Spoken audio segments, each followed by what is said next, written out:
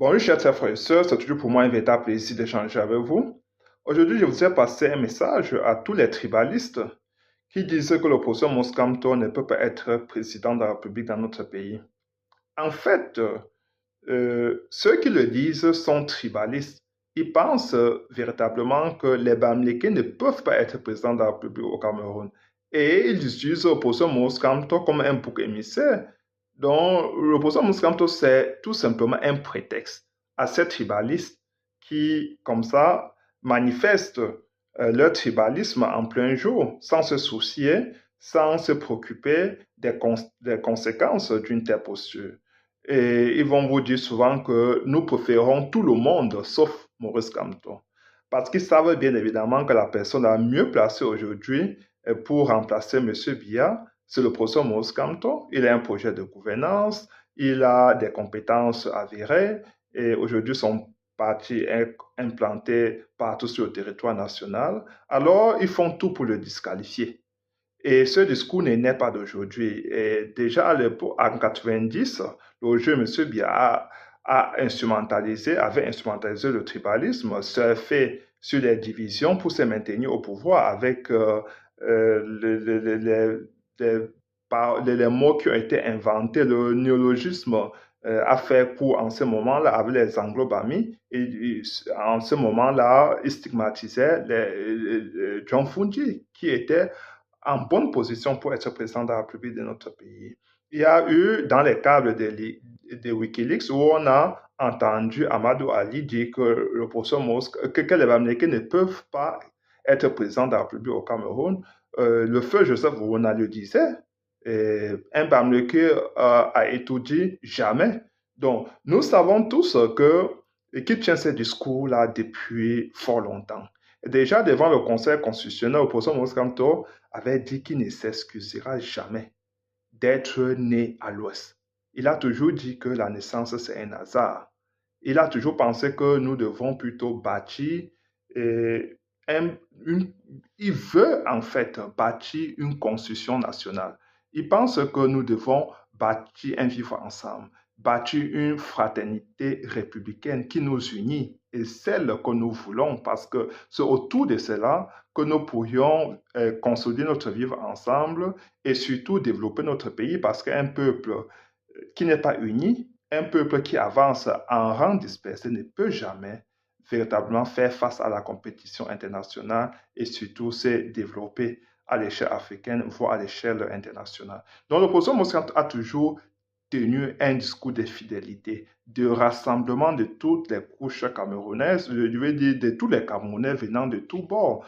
Et il a toujours tenu à ce que les Camerounais soient unis. Quand il prit la présidence du MSC, il avait dit, si dans le directoire du parti, il n'y a pas cette représentativité, je ne fais pas partie, vous voulez un parti arc-en-ciel. C'est la raison pour laquelle, dans le directoire du MSC, vous trouvez toutes les sensibilités populaires. Et c'est quelque chose qui est effectif, même ceux-là qui ont au début dit que le parti était un parti des Bamileke, aujourd'hui n'ont plus de raison parce que tout ce qu'ils disent est basé, je veux dire que tout ce qu'ils nous disent est contredit par la réalité sur le terrain.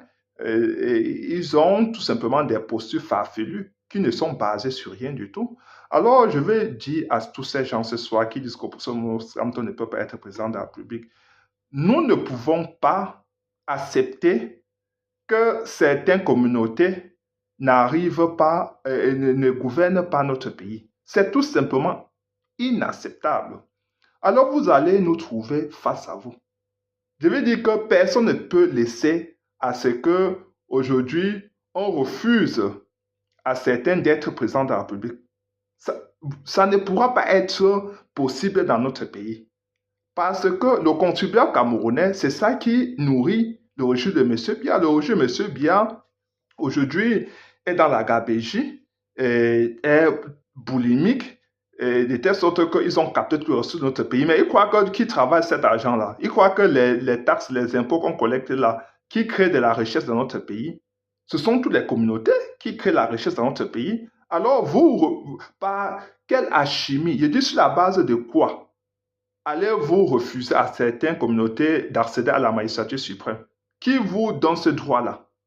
Vous arrogez le droit de dire que certains ne peuvent pas être présents dans l'appui de notre pays, que Maurice Kamto ne peut pas être présent dans l'appui de notre pays. Parce qu'ils ne le disent pas parce qu'ils voudraient battre Maurice Kamto dans les urnes. Non, ils sont prêts à faire, à empêcher Maurice Kamto d'entrer à Itoudji. Si jamais celui-ci gagnait les élections présidentielles, ils sont prêts à pousser le bouchon jusqu'à là. Donc, ce sont des gens qui sont prêts à la guerre. Déjà, il y a eu un des communicants du RDPC qui avait dit que le coup d'État sera immédiat si à jamais Maurice Kamto ou bien un militant du MSC était élu à la magistrature suprême. Donc, ils sont prêts à mettre le pays à feu et à sang.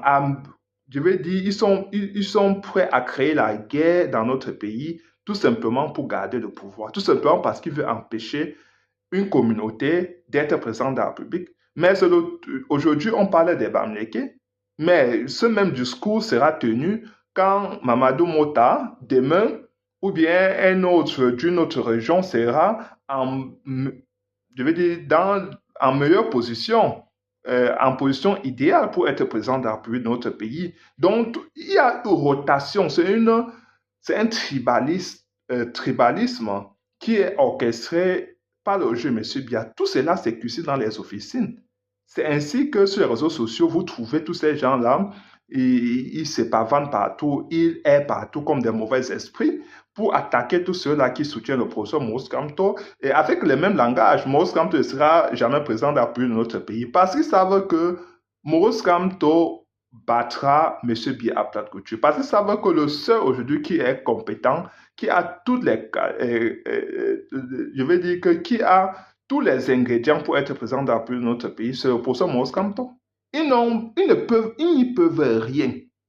Je dis qu'ils n'y peuvent rien. Ce genre de discours ne passera pas. Et même si vous continuez à tenir ce genre de discours, vous allez nous trouver face à vous.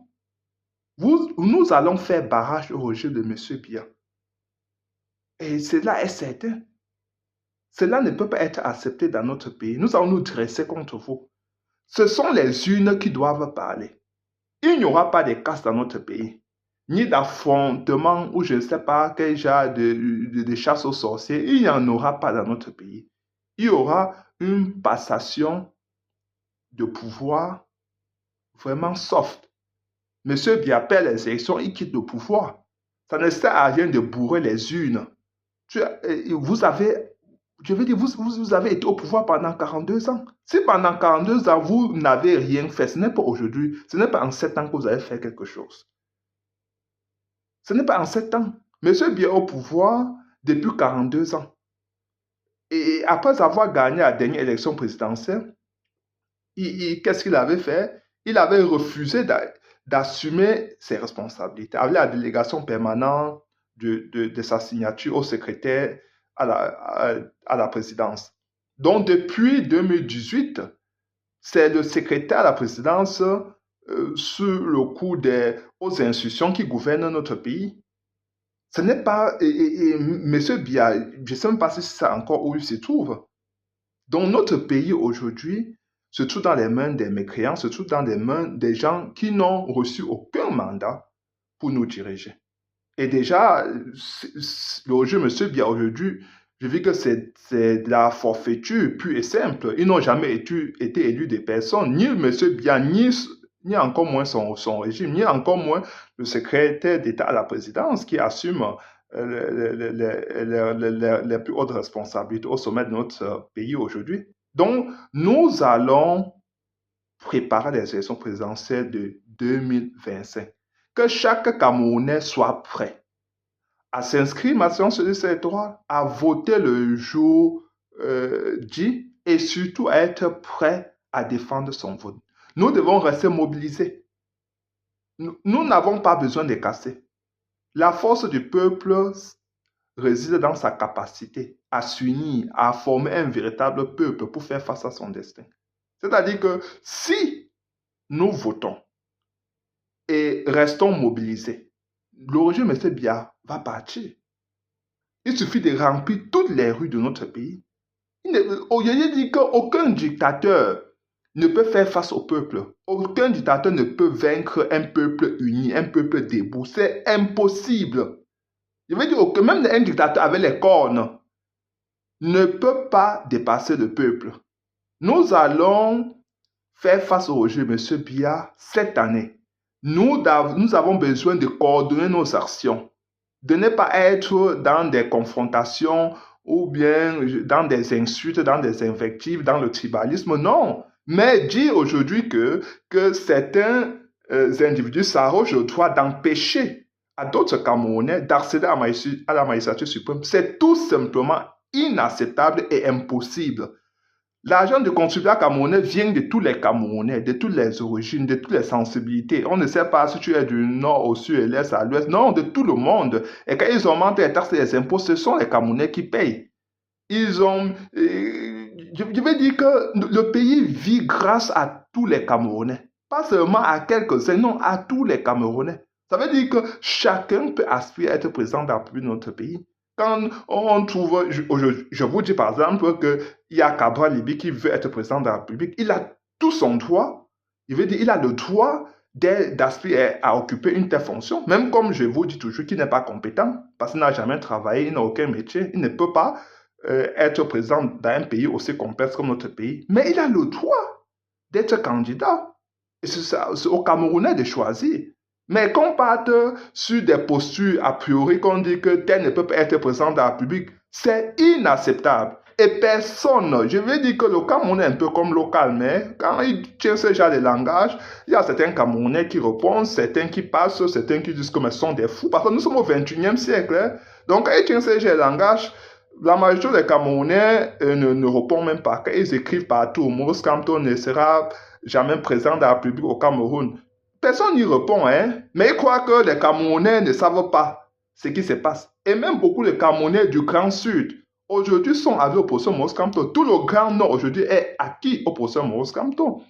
Et n'en parlons pas de Douala et une grande partie de Yaoundé. Je veux dire que tout le monde aujourd'hui veut le changement.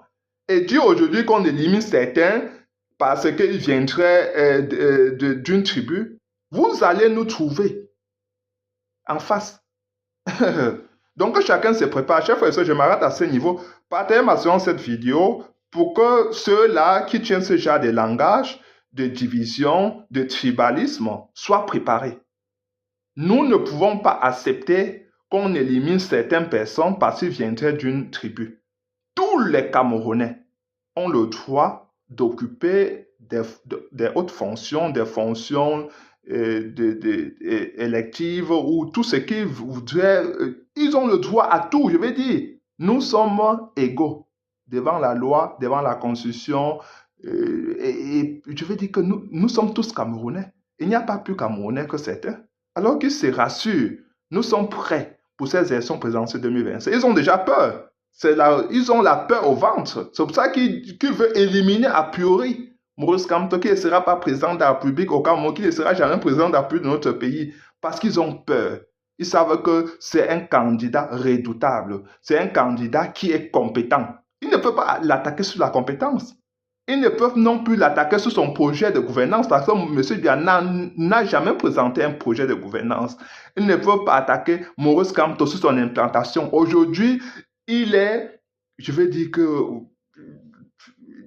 il se trouve partout. Son parti est implanté partout. Il sera plébiscité dans la diaspora et même au Cameroun, à Douala plébiscité, à Yaoundé plébiscité, dans le Grand Nord plébiscité. Le professeur Maurice Kamto est aujourd'hui aimé de la majorité des Camerounais. Et les Camerounais sont tranquilles chez eux. Ils attendent seulement le jour dit pour exprimer leur vote en faveur du professeur Maurice Kamto et sanctionner le régime M. Biya. Parce que ce régime a déjà été vomi par l'ensemble des Camerounais, surtout.